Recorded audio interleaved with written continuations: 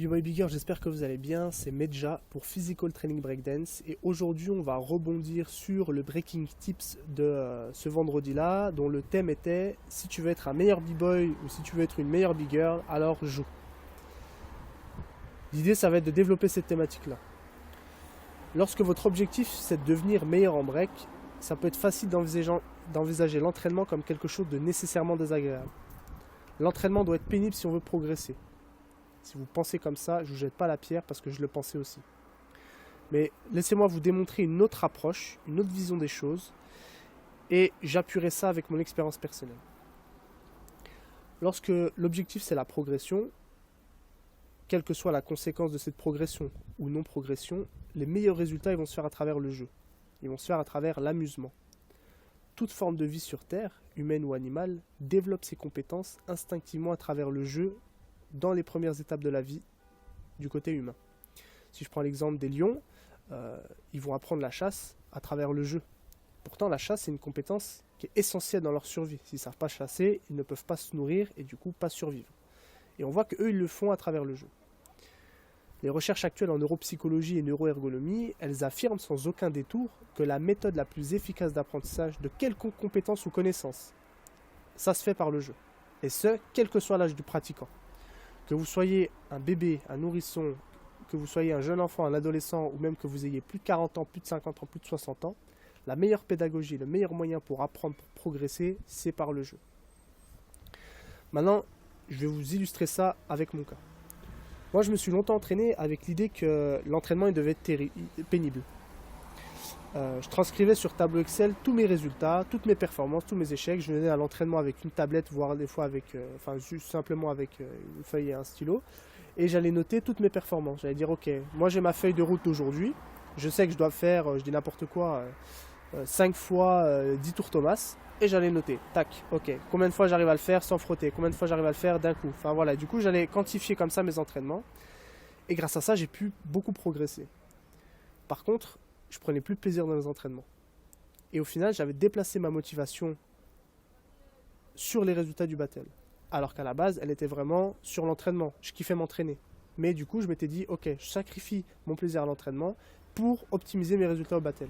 Et paradoxalement, ce déplacement-là a fait que ça a inhibé grandement mes performances. Parce que du coup, j'avais beaucoup plus d'attentes dans les résultats du battle et donc beaucoup plus d'anxiété et ça limitait grandement mes performances. Moi, je me suis développé auprès d'un groupe qui s'appelle Breakdance Family, mais mes anciens, ça a été le groupe Zygomatic. Et parmi eux, il y avait un danseur qui s'appelle Bob, qui est pour moi un b-boy de génie, et j'en qualifie peu dans cette catégorie-là. Il a une humilité extraordinaire, et il est peu connu comparé au niveau réel qu'il a. Et j'ai toujours admiré pour ces qualités-là. Dans mes premières années de danse, et jusqu'à très tardivement, il n'y avait pas un lendemain de battle sans que je lui demande comment faire pour progresser, quel était son secret, comment je pouvais faire pour vraiment passer au niveau supérieur. Son conseil, il n'a jamais changé, pas une seule fois, et j'exagère pas. S'il écoute ce podcast-là, si jamais vous allez lui demander, il vous répondra ce que je suis en train de dire. Son conseil, si jamais vous demandez à Bob comment progresser, c'est kiffe, amuse-toi, prends du plaisir dans ce que tu fais. C'est uniquement ça. J'ai mis 10 ans à comprendre ce qu'il me disait, alors que lui, il l'avait déjà parfaitement assimilé depuis des années. Pour ceux qui connaissent le groupe IAM, ils ont souvent une phrase, c'est « quand tu allais, je revenais ». Et c'est exactement ça. Que vous soyez entraîneur, danseur, professionnel ou amateur, retenez bien ceci.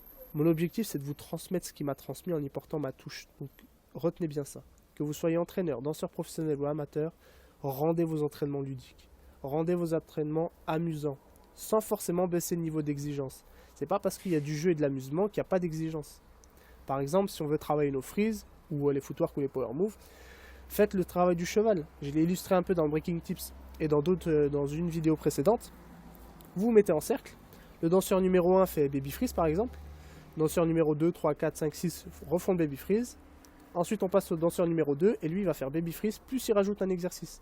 Donc, par exemple, même si on veut combiner, on fait baby freeze et après on enchaîne, j'ai n'importe quoi avec un tour Thomas.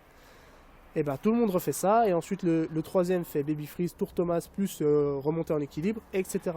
Et du coup, ça vous permet de vous amuser entre vous sans forcément baisser un niveau d'exigence. Vous pouvez très bien fixer des barèmes dans vos têtes de telle ou telle chose, mais essayez au maximum de vous amuser quand vous dansez. Là, je vous ai donné un exemple de jeu qui favorise ce qu'on appelle la compétition interpersonnelle. C'est pas quelque chose que je vous encourage à faire dans la majorité du temps. Essayez de favoriser la compétition intrapersonnelle plutôt qu'interpersonnelle. Intrapersonnelle, ce sera votre adversaire, c'est vous-même. Pour reprendre le slogan de BBF, ton seul adversaire, c'est toi. Et la compétition interpersonnelle, c'est entre les autres. Donc, laissez la compétition interpersonnelle dans les battles et intrapersonnelle dans vos entraînements. Ne vous comparez pas aux autres. Comparez-vous avec vous-même.